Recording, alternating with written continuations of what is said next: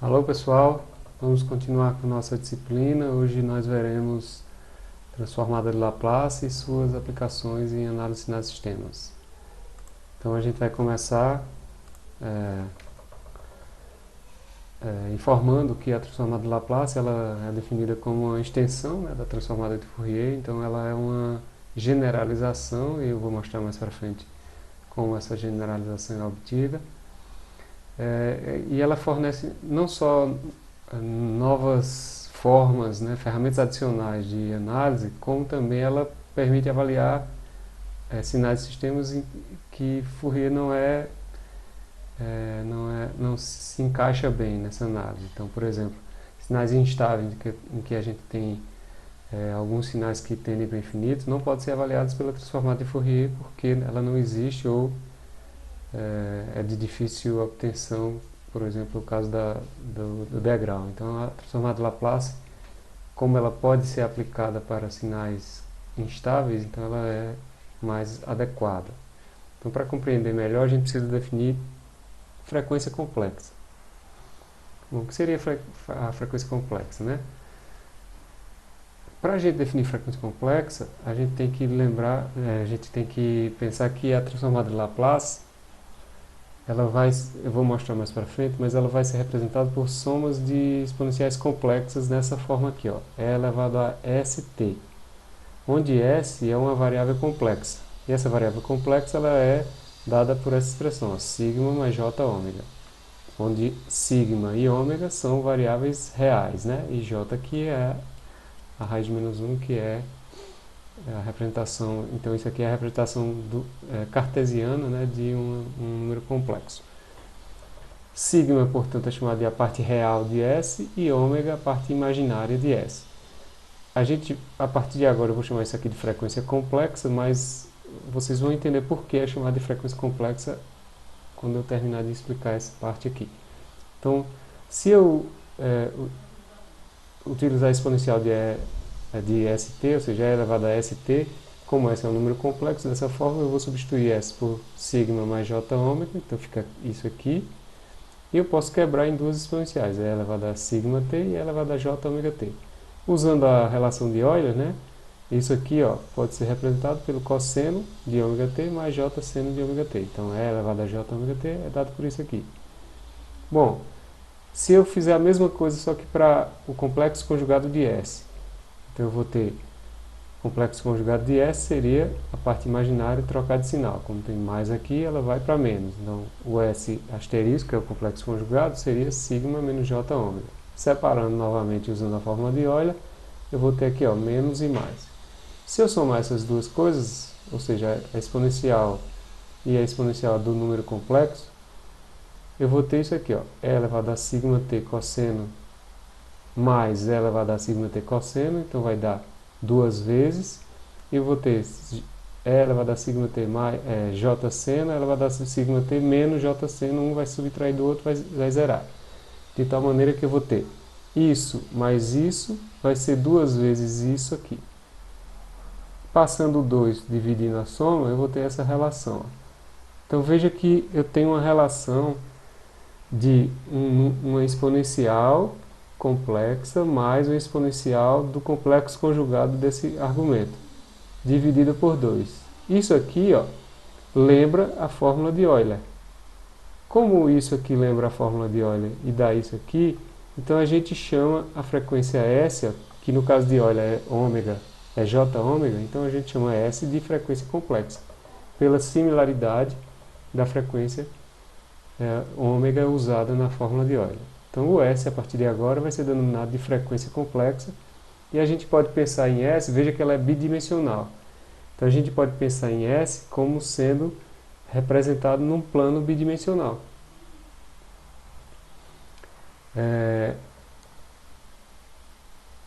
Aqui está o plano bidimensional, então a gente representa a parte imaginária no eixo vertical e a parte real no eixo horizontal.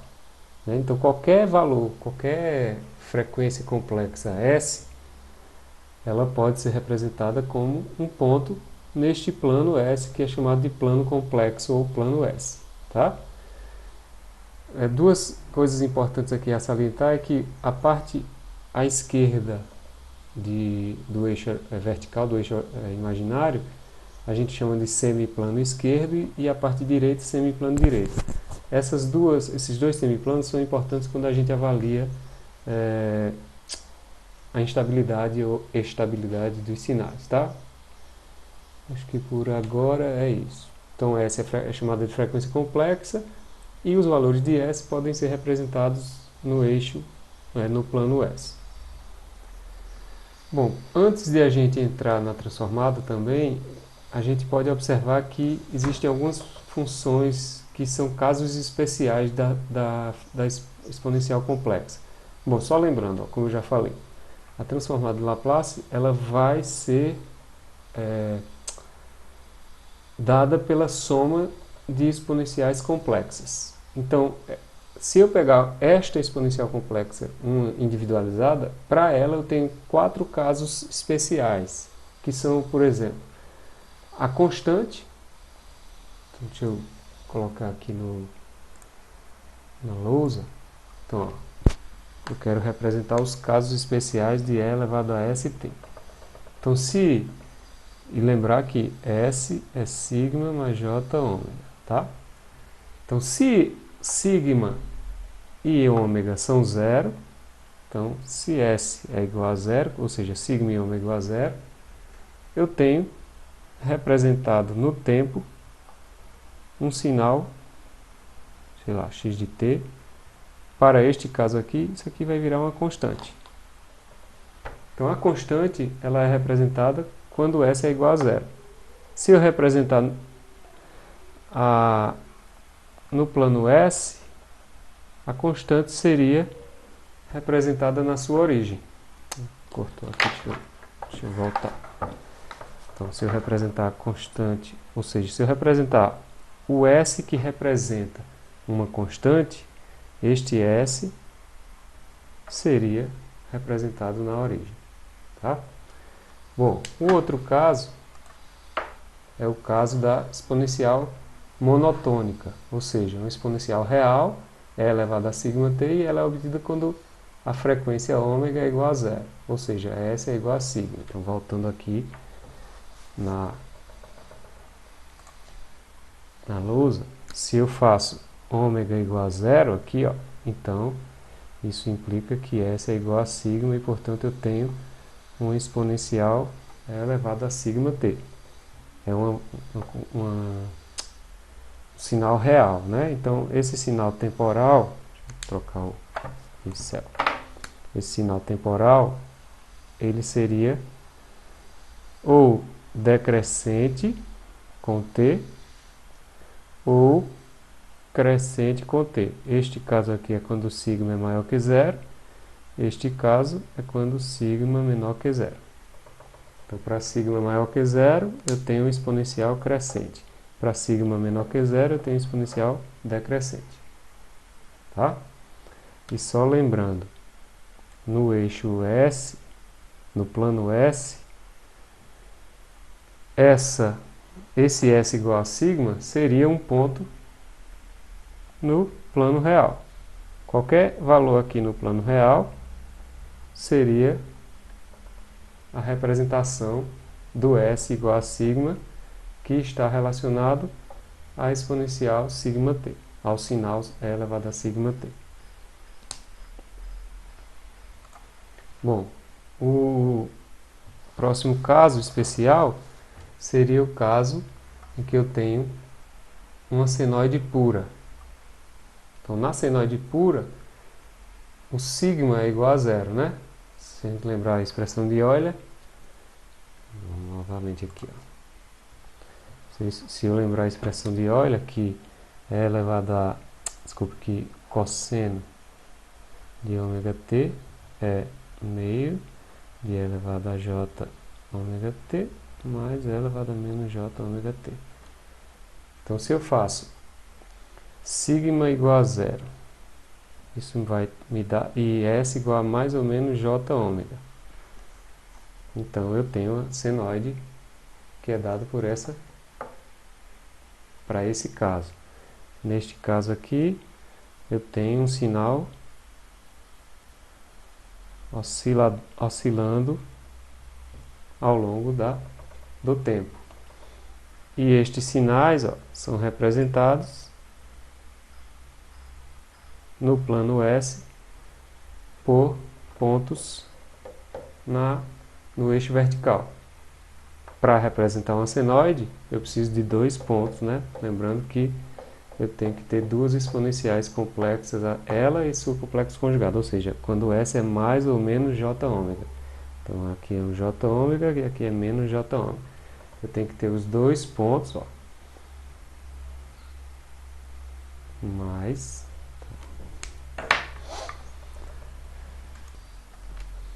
tem mais J ômega e menos J ômega, que são os dois pontos que eu quero representar.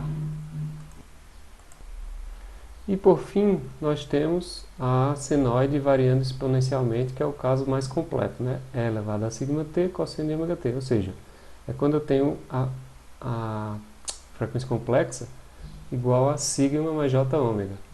Então, nesse caso, a gente vai ter uma senoide cuja amplitude é proporcional à exponencial. Então, novamente mostrando o gráfico, nós vamos ter o caso em que S é igual a sigma mais ou menos j ômega. Então, isso equivale ao ter o sinal elevado a sigma t cosseno de ômega t. Então, esse sinal, que é uma senoide variando proporcionalmente à amplitude, é uma senoide amortecida, né? No caso, isso aqui seria para sigma menor que zero, e o caso para sigma maior que zero seria este caso aqui.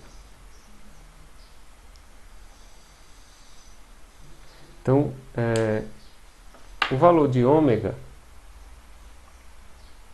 ele representa as oscilações de um sinal ao longo do tempo. Ele, portanto, é chamado de frequência em Hertz, né? E o valor de sigma, ele representa o decaimento da amplitude ao longo do tempo deste sinal. Então, por ser chamado de frequência complexa, sigma também é chamado de frequência neperiana, tá?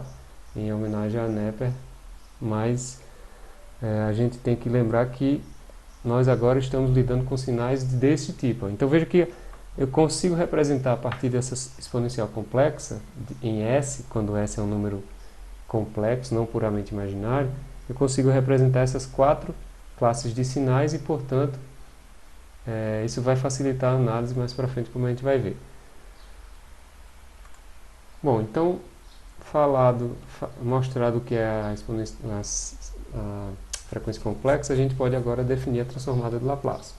Então, a transformada de Laplace nada mais é do que essa integral aqui, ó, x de s. Se x de t é um sinal no tempo, a transformada de Laplace é a integral de x de t multiplicado por e elevado a menos st dt. Então, isso aqui, veja que tem uma similaridade muito grande com a transformada de Fourier. Transformada de Fourier, eu tenho aqui j ômega ao invés de s. Tá? Mais para frente eu vou mostrar qual é a relação direta entre as duas, se existe.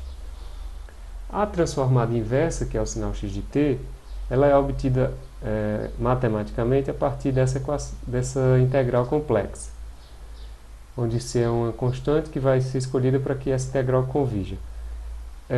Como isso aqui envolve termos muito complexos, muito complicados de cálculo, é comum a gente usar transformadas de Laplace e outras técnicas que eu vou mostrar para a gente calcular a transformada inversa.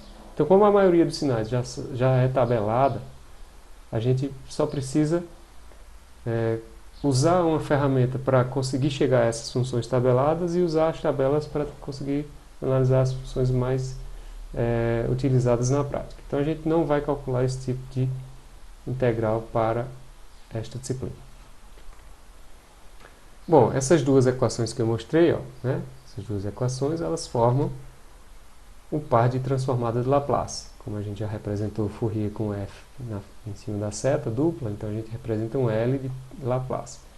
x de S é chamada de transformada direta e x de t transformada inversa. Bom, da forma que é definida aqui, ó, a integração vai de menos a mais infinito. Essa transformada ela é chamada de bilateral, tá? Porque ela vai de menos a mais infinito. Ela, então, pode ser usada para sinais causais e não causais. Mas existe um caso específico, especial dessa transformada Laplace, que se chama transformada unilateral, em que o intervalo de integração, o intervalo inferior de integração, ele é modificado para zero. Mas aí você só consegue lidar com sinais causais. Só que ela facilita algumas coisas, como eu vou mostrar mais para frente. Bom, então, a primeira propriedade, antes da gente entrar em outros detalhes, depois eu volto para falar mais das propriedades de transformada Laplace, mas a primeira que a gente já vai usar é a linearidade. Assim como a transformada de Fourier, a transformada de Laplace é linear. Quer dizer que se x1 de t tem uma transformada x1 de s, e x2 de t tem uma transformada x2 de s, então a transformada da soma é a soma das transformadas ponderadas, tá? Com os valores a e b constantes. Então essa propriedade já foi bastante utilizada, não precisa falar muito dela. A gente vai usar ela para aplicar alguns conceitos iniciais em transformada de Laplace. Bom, como eu falei, a transformada de Laplace bilateral, ela é definida com intervalo de menos a mais infinito. Essa definição faz com que existam valores de S para os quais a transformada a integral não converge. Então, quando a gente vai definir a transformada de Laplace, bilateral, a gente precisa definir o que se chama de região de convergência da transformada. O que é a região de convergência? São os valores de S, da frequência complexa S, para os quais a transformada x de S converge, ou seja, para os quais ela existe. Então, vai sempre ser uma região no plano S. A região de convergência vai sempre ser uma região no plano S. Vão ser os valores de S para os quais qualquer valor dentro daquela região, a transformada não diverge. Então, só para deixar um pouquinho mais claro o conceito, a gente vai usar este exemplo aqui, ó.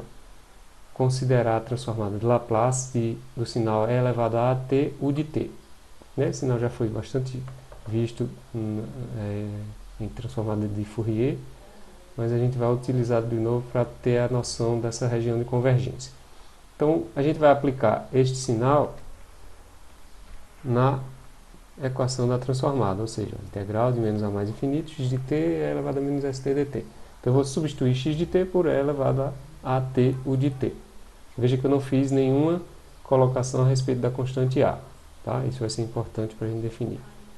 Bom, então substituindo x de t pelo valor definido aqui na equação, a gente tem essa equação.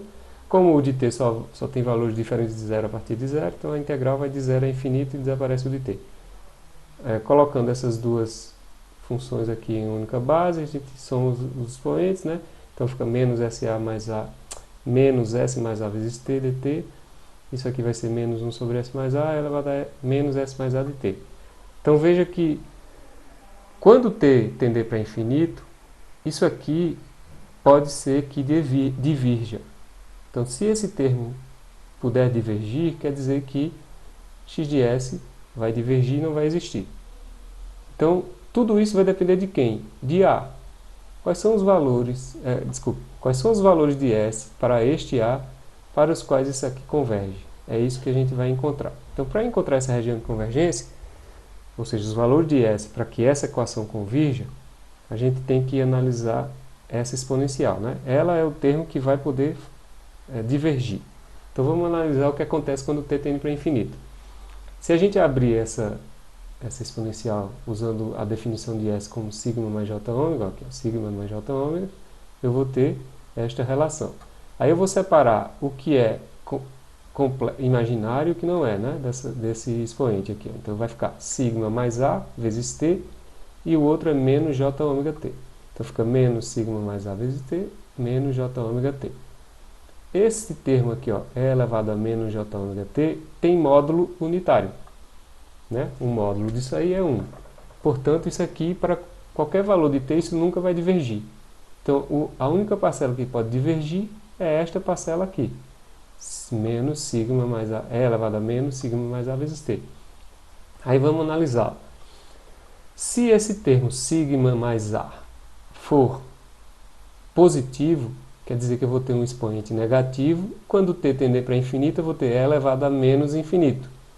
Isso vai tender para zero. Então ele não vai divergir se sigma mais A for zero, for maior que zero. Agora, se sigma mais A for negativo, menor que zero, eu vou ter um negativo aqui dentro, com um negativo fora, vai dar positivo. Quando t tender para infinito, isso vai divergir. Ou seja, o limite disso aqui, dessa exponencial, quando t tende para infinito, vai ser zero. Se sigma mais A for maior que zero, mas quem é sigma? A parte real de S. Se a parte real de S for mais A for maior que zero, isso aqui tende para zero. Se a parte real de S mais A, que é sigma mais A, for menor que zero, isso aqui tende para infinito. Então, quais são os valores para os quais isso aqui converge? É quando a parte real de S for maior que menos A quando eu colocar para o lado de cá da equação. Está aqui, ó. Então, ó, vamos voltar na equação. Isso aqui vai tender para zero ou para infinito, dependendo de se a parte real de S for maior, a parte real de S mais A for maior ou menor que zero. E se for maior ou menor que zero, isso aqui vai dar ou 1 sobre, ou zero, ou isso aqui vai dar zero e vai ficar menos 1 quando eu fizer t igual a zero aqui.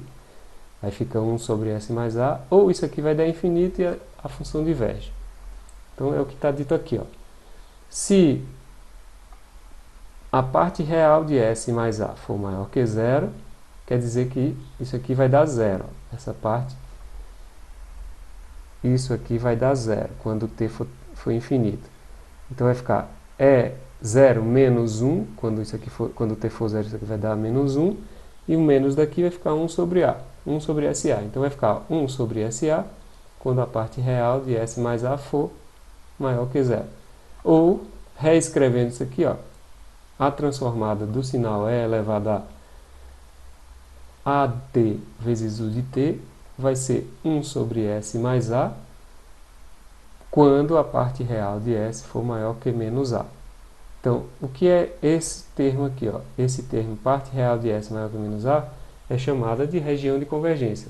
Ou seja, a região de convergência depende da parte real da frequência complexa. Se a parte real for maior do que menos A, onde A é o expoente da exponencial que eu quero avaliar, se isso aqui for verdade, a transformada do Laplace dela é isso aqui. Então a gente representa essa região de convergência por uma área achurada. Deixa eu só fazer aqui desenhado para ver se fica mais. Eu tenho então o plano complexo, que são valores de S, né, na frequência complexa, todos os valores possíveis de S, que é um número complexo, e eu tenho o valor aqui, ó, menos A. Então, o que a gente... Deixa eu colocar de lado aqui. Menos A. O que a gente viu é que qualquer S que esteja... cuja parte real... Qualquer S cuja parte real seja maior do que menos A, ou seja, qualquer S cuja parte real esteja daqui para cá, ou seja, se eu pegar um S aqui, um ponto S, qual é a parte real dele? A projeção no eixo real. Essa parte real é maior do que menos A. Pegue outro S aqui, ó. Qual é a projeção dele no eixo real? Isso é a parte real dele. Ele é maior do que menos A. Então, qualquer S que eu pegar nessa região faz com que aquela integral convirja e, portanto, existe a transformada. Esta relação aqui é chamada de região de convergência. Tá? Então, a região de convergência são os valores de S para os quais a integral converge. Né? Eu tenho vários valores possíveis de S na integral.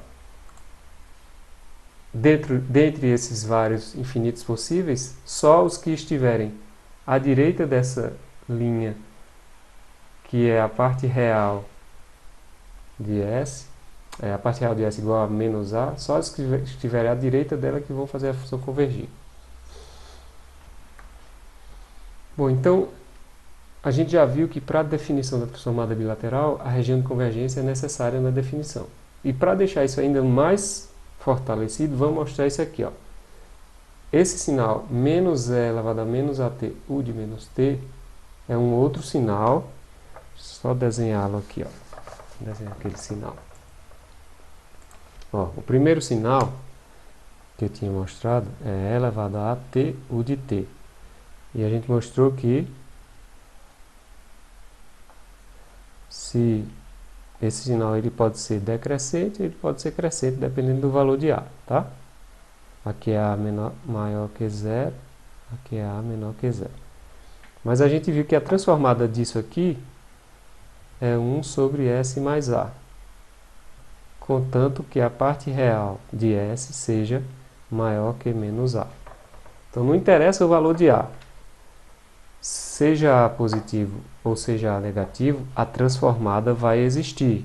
Diferentemente de Fourier, que lembre que para Fourier, quando eu tenho A positivo, não existe transformada.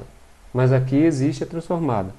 E essa transformada ela vai existir para os valores de S para os quais a sua parte real é maior do que menos A. Mas esse outro sinal que eu mostrei agora, ó, que é menos e elevado a menos at u de menos t, seria este sinal assim, ó. Cadê? Deixa eu pensar aqui.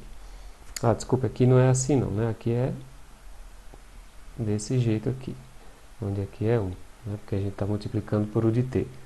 Aqui a gente vai ter um sinal assim ou assim. Como é? Deixa eu pensar aqui, acrescento, assim. Ó, esse sinal seria esse sinal. E aí a gente tem, ó, depois vocês podem calcular, usando a mesma relação que eu mostrei antes, pode-se mostrar que a transformada é igual, ou seja, ó, isso é igual a isso. O que muda é que a região de convergência deste sinal, para a transformada existir, é que a parte real de S seja menor do que menos A. Ou seja, se eu desenhar no plano complexo aqui, deixa eu ver se eu consigo. Desenhar no plano complexo, ó, a mesma menos A, a região de convergência é tudo que está à esquerda desse termo menos A, onde o menos A é o A aqui, ó. Certo? É o mesmo A. O A aqui também, o A tanto pode ser positivo quanto pode ser negativo. Para os dois casos, existe a transformada, contanto que os valores de S estejam na região de convergência. Então veja que uma mesma transformada tem duas possíveis transformadas inversas. Como é que eu obtenho então a relação biunívoca, ou seja, só uma, definindo a região de convergência? Então, para o caso da transformada bilateral, eu preciso tanto definir a transformada quanto sua região de convergência para que eu não tenha ambiguidade na definição da transformada inversa. Bom, então a região de convergência tem um papel fundamental na definição da transformada bilateral. Agora, quando eu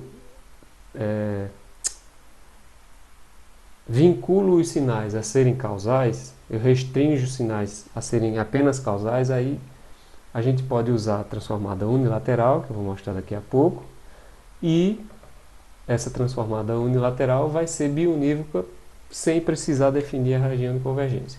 Então essa é uma das vantagens. Para que serve então analisar apenas sinais causais?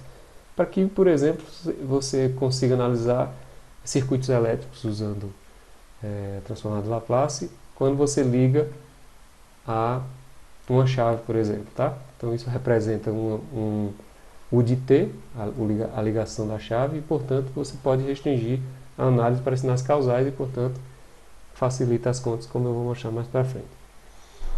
É só para a gente deixar mais, finalizar essa parte da região de convergência, tem aqui um exemplo do cálculo da transformada de dois sinais. Ó. Então eu tenho de dois sinais, de um sinal que é a soma de duas exponenciais causais. Está vendo aqui? E elevado a menos t e E elevado a menos 2t. Bom, para calcular a transformada, Eu poderia aplicar as duas coisas, mas eu também posso usar a definição da linearidade. A transformada da soma é a soma das transformadas. Como a gente já calculou a transformada de cada desses sinais, ó, que é e elevado a t de t, onde a aqui é menos 1 e a aqui é menos 2, então a gente vai ter esses resultados. Ó. A transformada x1 desse sinal aqui que eu estou chamando de x1 vai ser 1 sobre s mais 1, cuja região de convergência é a parte real de s maior do que menos 1, como a gente viu lá. Na verdade é maior do que isso, maior do que menos 1. E aqui, ó, a parte real de s maior do que menos 2. Na verdade é mais 1 mais 2, né? Aqui é mais 1 e mais 2, porque ó, o sinal é... Não, tá certo. É menos 1 e menos 2. Eu tenho então essas duas equações. Só que eu tenho que somá-las, né? Então a transformada é a transformada da soma. Quando eu somo as duas coisas, ó, eu vou ter esta transformada. Beleza. Então essa aqui é a transformada do sinal, que é a soma desses dois sinais. Bom, mas aí ó, tem um problema. Qual é a região de convergência, então, dos dois, da soma dos dois? Já que uma região... Deixa eu desenhar aqui. Ó. Já que uma região seria dada... Aqui é o plano imaginário. Aí eu tenho menos 1 aqui e menos 2 aqui. A região em preto aqui, ó, que eu estou desenhando, seria do x2. Então isso aqui seria a região de convergência do x2. E o que eu vou desenhar em azul seria a região de convergência de x1. Tá? Maior que 1, desculpa, maior que menos 1, deixa eu colocar em azul aqui para ficar mais visível, e maior que menos 2. Bom, se eu pegar um ponto, e aí a transformada é a soma das duas transformadas. Se eu pegar um ponto aqui, ó, vou colocar assim para ficar mais claro. Se eu pegar um S qualquer aqui, a parte real desse S, ó, vai ser menor que menos 1. Ele vai ser maior que menos 2, mas vai ser menor que menos 1. O que implica isso? Que x1 não vai divergir para esse S. x2 não vai, porque está dentro da região de convergência de x2, mas x1 vai divergir. Então, esses pontos aqui, ó, qualquer ponto aqui dentro, não podem fazer parte da região de convergência. Portanto, a região de convergência é a interseção, ou seja, a região de convergência daquele sinal, vamos chamar de x, né? Vai ser a interseção de x1, da região de convergência de x1 com a região de convergência de x2. Então a interseção dessas duas áreas é a própria região de convergência x1. Portanto, a região de convergência dessa soma aqui, ó, é a região de convergência do termo x1. Tá? Então, se você observar aqui, ó, aqui eu tenho um polo igual a menos 1, né? O que é um polo? Né? Um polo é a raiz do denominador e o zero é a raiz do numerador. Então, qual é o valor de S que zera o numerador? S igual a menos 1 e S igual a menos 2. Então, esses dois são os polos. Então, observe que eles delimitam a região de convergência. Ó. Aqui é menos 1, essa linha é menos 1, essa linha é menos 2. Veja que eles são o limite da região de convergência. Então, um polo, ele é sempre o limite da região de convergência. Por quê? Porque um polo é um ponto de divergência. E a região de convergência não pode conter um ponto de divergência. Então, o polo vai sempre ser o limite. Se eu pegasse aqui, ó, no gráfico, essa região de convergência de x2, ela conteria este polo aqui, ó, em x1. E, portanto, ela não poderia ser a região de convergência de x, já que menos 1 é um polo de x e, portanto, é um ponto de divergência. Por isso também que eu não posso colocar a região de convergência de x2 como a região de convergência de x. Tá?